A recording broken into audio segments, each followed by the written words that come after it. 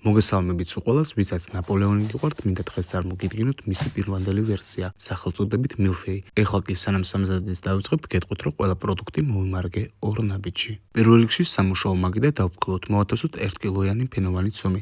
ფენოვანი ცომი გავყოთ 3 ტოლ ნაწილად. გაყოფილი ფენოვანი ცომი მოვათოსოთ მაცივარში, რათა ცომი არ გავყვეს. ამასობაში ისევე კარგად დავფრთხილოთ სამუშაო მაგიდა. მოვათოსოთ ცომი და საფრთხელებლის დახმარებით გავიყვანოთ განში. გაბრტყელებული ცომი შევახვევოთ საფრთხელებელზე.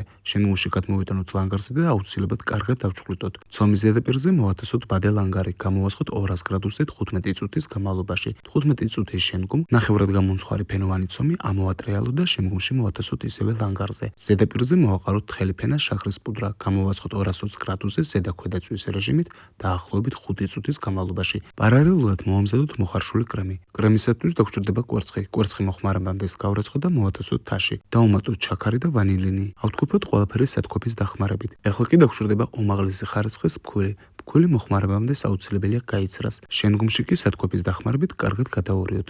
დავუმატოთ რძე. რძეს ვამატებთ ეტაპობრივად. როგორც კი მთლიანად გაიხსნება სითხე, შემდგომში აუცილებელია გაიწუროს საწურში, რათა მომავალში ჩვენს მოხარშულ კრემს არ ჰქონდეს კორკოშები. კრემის ხარშვის დროს შეუჩერებლად უურავთ. მოხარშული მისა კრემი გადმოვიტანოთ ლანგარზე და გადავაკრათ გადასაკრავი პარკი. კრემი აუცილებელია კარგად გაგრილდეს. ამასობაში კი მიქსერის თაში მოვათოსოთ ოთახის ტემპერატურის კარაქი. კარაქი ავთქვიფოთ გადაეთრებამდეს. დავუმატოთ გაგრილებული მოხარშული კრემი. კრემს ვამატებთ ორ ეტაპად. როგორც კი პირველი ნაწილი კრემის აითქვიფება კარგად, დავუმატოთ მეორე ნაწილი კრემის და ისევე კარგად ავთქვიფოთ. ვთქვიფოთ დაახლოებით 10 წუთის განმავლობაში.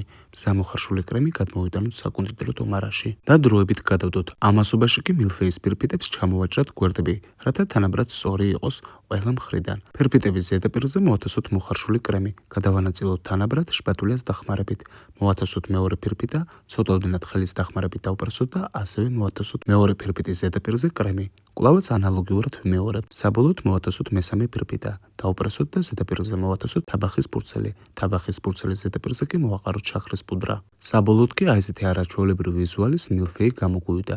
მილფეი ჩავდოთ მაცივარში მინიმუმ ნახევარი საათით, შემდგომში კი დავჭრათ სასურველ ნაჭრებად. მე კი გირჩევთ, რომ აუცილებლად მოვამზადოთ, რადგანაც ძალიან გემრიელია.